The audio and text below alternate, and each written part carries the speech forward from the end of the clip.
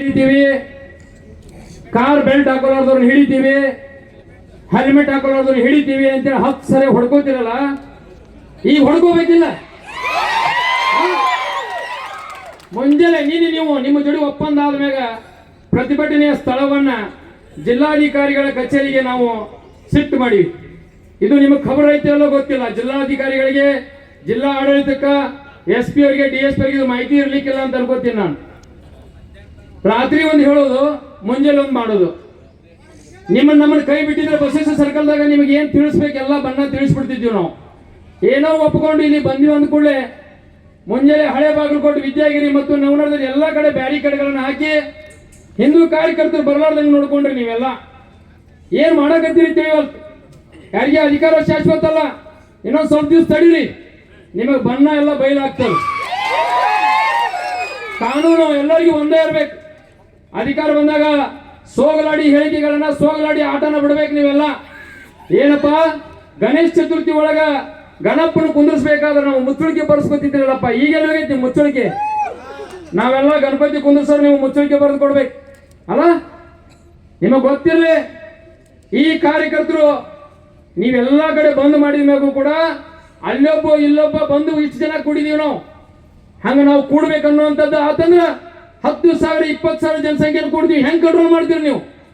ಏನೋ ಲಾಠಿ ಪ್ರಯೋಗ, ಬಾಂಬ್ ಎಸೆತ ಪ್ರಯೋಗ ಎಲ್ಲ ನೀನು ವಿಡಿಯೋದ ಸೋಷಿಯಲ್ ಮೀಡಿಯಾದ ಬಿಡಾಕತ್ತಿದ್ರಲ್ಲ, ಯಾರಿಗೆ ಧಮಕಿ ತೋರಿಸ್ತೀರಿ ನೀವು? ಯಾರು ಅನ್ಸ್ತಾರೆ ಇಲ್ಲಿ?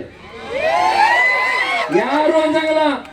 SP ಅವರ ನಿಮಗೆ ಏನಾದ್ರೂ ಸ್ವಾಭಿಮಾನ ಇತ್ತಂದ್ರ ಪಂಕ ಮಚ್ಚ ಮೊದಲು ನಿಮಗ್ ತೆರಿಗೆ ಹೊಡೆದ ಕಲ್ತು ಒಂದು, ನಿಮಗೇನಾದ್ರೂ ತಾಕತ್ ಇತ್ತಂದ್ರ 10 ಜನರನ್ನು ತಗೊಂಡು ಪಂಕ ಮಸ್ತಿ ಒಳಗೆ ಹೋಗಿ ಅವ್ರು ಹೊಡಿಬೇಕಾಗಿತ್ತು.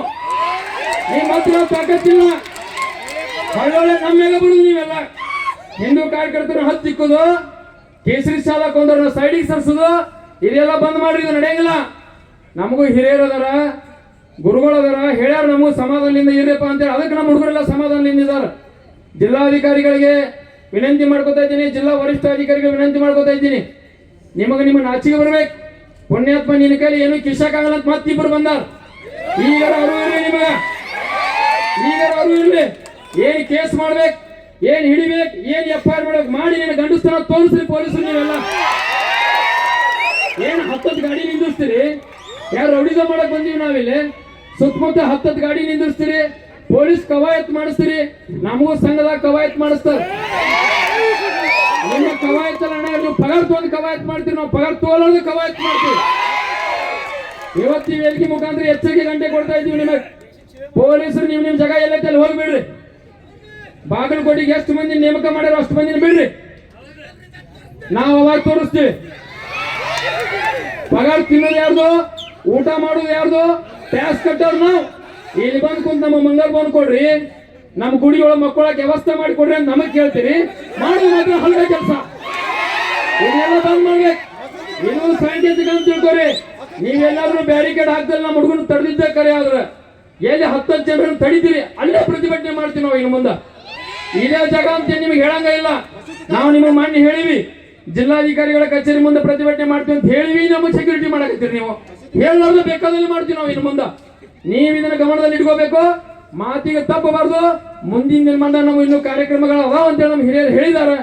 ಆದ್ರೆ ವೇದಿಕೆ ಮುಖಾಂತರ ನಿಮಗೆ ಹೇಳ್ತಾ ಇದ್ದೀವಿ, ನೀವೇನು ಮುಂಜಾನೆ ಅನೌನ್ಸ್ ಮಾಡಕತ್ತಿದ್ರಲ್ಲ, 26ನೇ ತಾರೀಕು ಜಿಲ್ಲಾಧಿಕಾರಿಗಳ ಕಚೇರಿ ಮುಂದೆ ಪ್ರತಿಭಟನೆಯಲ್ಲಿ ಭಾಗಿಯಾದರೆ ಕಠಿಣ ಕ್ರಮ ಕೈಗೊಳ್ಳುವುದು, ನೋಟಿಸ್ ಕೊಡಲಾಗುವುದು, ಬೇಕಾದಷ್ಟು ಕೊಡಬಹುದು ನೋಟಿಸ್, ಬೇಕಾದಷ್ಟು ನೋಟಿಸ್ ಕೊಡ್ಬೋದು. ಮತ್ತೆ ನಮ್ಮ ಕಡೆನೂ ಅಷ್ಟು ಕಾರ್ಯಕರ್ತರು ವಕೀಲರು ಅದಾರ, ಏನ್ ತಲೆ ಕೆಡಿಸ್ಕೋಬೇಡ್ರಿ ನೀವು. ಈ ವೇದಿಕೆ ಮುಖಾಂತರ ಎಚ್ಚರಿಕೆ ಗಂಟೆಯನ್ನು ಕೊಡ್ತಾ ಇದ್ದೀವಿ. ಇನ್ನೂ ಬಹಳ ಜನ ಮಾತಾಡೋರಿದ್ದಾರೆ. ಮಾತಾಡ್ಬೇಕಾದ್ರೆ ಇಂಥ ವಿಷಯಗಳು ಸಾಕಷ್ಟು ವಿಷಯಗಳಿರ್ತಾವ.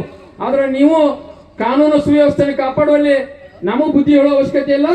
ನೀವು ಯಾರನ್ನ ಕಾಪಾಡಬೇಕು, ಯಾರಿಗೆ ಬುದ್ಧಿ ಹೇಳಬೇಕು, ಆ ಬುದ್ಧಿ ಹೇಳೋ ಕೆಲಸ ಮಾಡ್ರಿ ಅಂತ ಹೇಳ್ತಾ ನನ್ನ ಮಾತಿಗೆ ವಿರಾಮ ಹೇಳ್ತೀನಿ. ಜೈ ಹಿಂದ್.